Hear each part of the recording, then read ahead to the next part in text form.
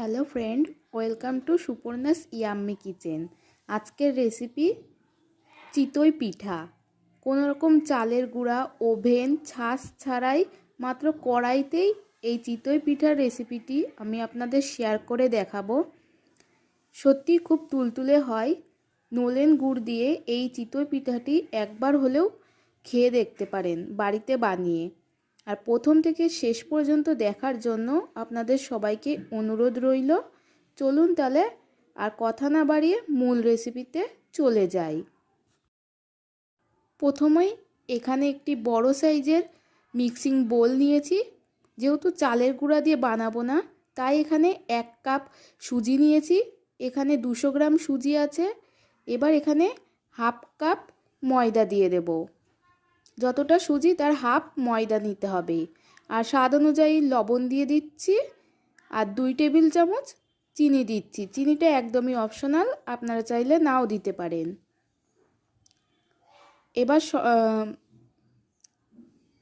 Half teaspoon baking powder দিয়ে দিচ্ছি, যাতে চিতই পিঠাটা স্পঞ্জি হয়। এবার সমস্ত উপকরণগুলো ভালো করে মিক্স করে নিলাম।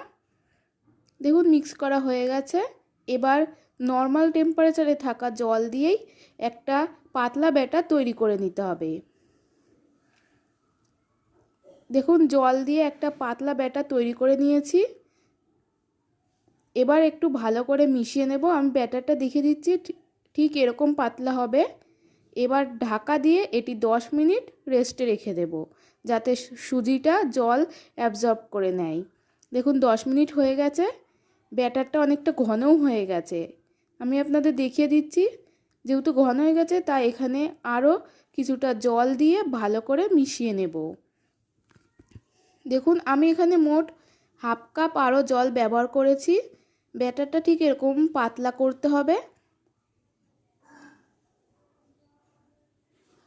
দেখুন দেখতেই পারছেন আপনারা, চিতই পিঠার ব্যাটারটি একদম পারফেক্টভাবে তৈরি হয়ে গেছে। এবার আমরা চুলায় চলে যাব। এখানে চুলায় একটি কড়াই বসিয়ে দিয়েছি।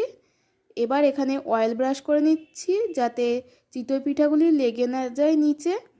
এবার এখানে 2 হাতা ব্যাটার দিয়ে দেব। একটু ছাড়িয়ে দিলাম। ছাড়িয়ে দেওয়ার পর এখানে একটা ঢাকনা দিয়ে ঢেকে দিতে হবে 2 মিনিটের জন্য। দেখুন 2 মিনিট হয়ে গেছে। একটা স্প্যাচুলার সাহায্যে চিতই পিঠাগুলো তুলে দেখাচ্ছি। একদম পারফেক্টভাবে হয়ে গেছে। এভাবে সব চিতই পিঠাগুলো ভেজে নেব। দেখুন আমি আর একটা করে দেখাচ্ছি। ঠিক এরকমভাবেই সব চিতই পিঠাগুলো আমি তৈরি করে নিয়েছি।